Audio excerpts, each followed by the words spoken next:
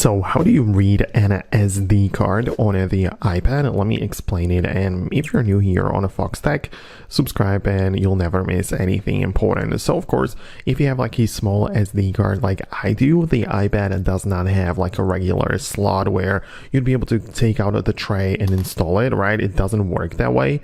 So we need to find some solutions for this.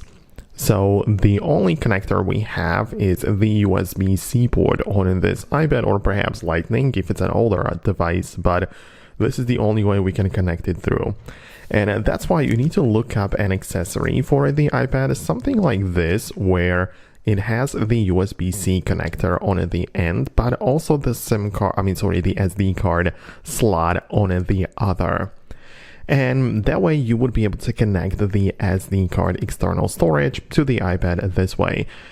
But still, as you can see, this is kind of too small and it doesn't fit into it. So we need another, like one more piece in between, which looks something like this, which converts this like very small SD card into this large one.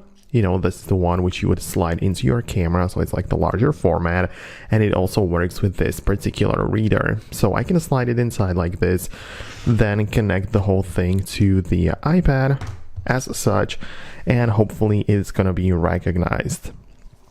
So the way to figure it out if it's actually working or not would be by going to the Files app. So you get to the File icon on it, and in here in the left section, you can browse the locations, right? So you have things like the iCloud, the local storage, and so on. But if you successfully connected a third-party storage, it should appear below. And for me, it's the GoPro. It's titled this way because there are, you know, it's like a SD card which I use in my GoPro in there, right?